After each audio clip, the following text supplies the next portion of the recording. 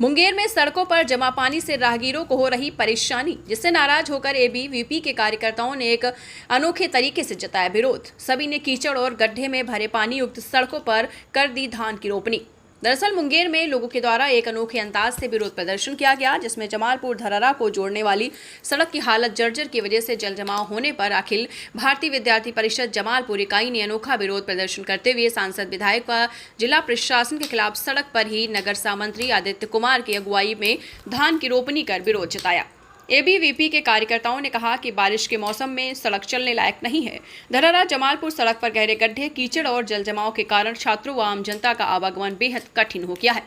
आज़ादी के इतने वर्षों के बाद भी मूलभूत सुविधाओं से ये क्षेत्र वंचित है। सड़क जैसी बुनियादी आवश्यकता की अनदेखी जनप्रतिनिधियों की निष्क्रियता को दर्शाती है।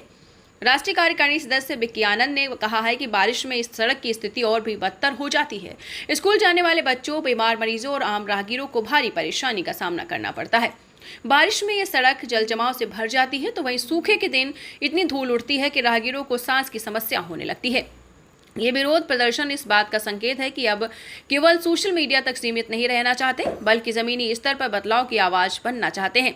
जब सड़कें खेत बन गई हैं तो हमें उसमें धान की खेती शुरू कर दी है। ये विरोध प्रशासन को नींद से जगाने का तरीका है। देखिए, जमालपुर की जनता का गजब का विडंबना है। स्थानीय विधायक कांग्रेस से हैं, वो कहते हैं हम विपक्ष में हैं। नीतीश कुमार कहते हैं कि हमने बिहार में सड़कों का जाल बिछा दिया है, लेकिन देखिए सड़कें हैं या तालाब है समझ में नहीं आ रहा है। जमालपुर मुंगेर कमिश्नरी में है, मुंगेर जिला से केंद्रीय मंत्री हैं, मुंगेर जिला से डिप्टी सीएम है, मुंगेर कमिश्नरी से दो डिप्टी सीएम है। उसके बावजूद भी जमालपुर की जनता इतनी कष्टदायक जिंदगी जी रही है, मूलभूत सुविधा के लिए तरस रही है। ये सड़क देखिए किस तरह का है, आज दिन यहाँ पे दुर्घटनाएं होती रहती है। यह सड़क धरहरा जमालपुर मुख्य मार्ग है, लगभग पूरे सड़क तालाब में है या तालाब सड़क में है, कहना मुश्किल है। तो आज हम लोग सरकार और जिला प्रशासन का नींद खोलने के लिए सड़कों पर धान रोपने का कार्यक्रम अखिल भारतीय विद्यार्थी परिषद के द्वारा किया जा रहा है। जो कुंभकर्णी निंद्रा में सोई हुई सरकार है, जो स्थानीय विधायक हैं, जो सिर्फ विकास का झूठा ढकोसला वादा करते फिरते हैं, मंच पे बड़े बड़े वादे करते हैं, लेकिन आम जनता को क्या मिल रहा है? या दुर्घटना, या पानी, या गंदगी, या बीमारी।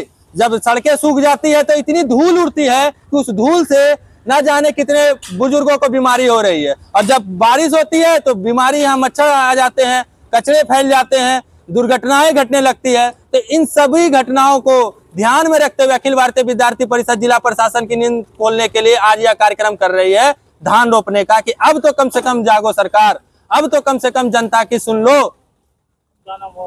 विक्की आनंद, राष्ट्रीय कार्यकारिणी सदस्य, अखिल भारतीय विद्यार्थी परिषद।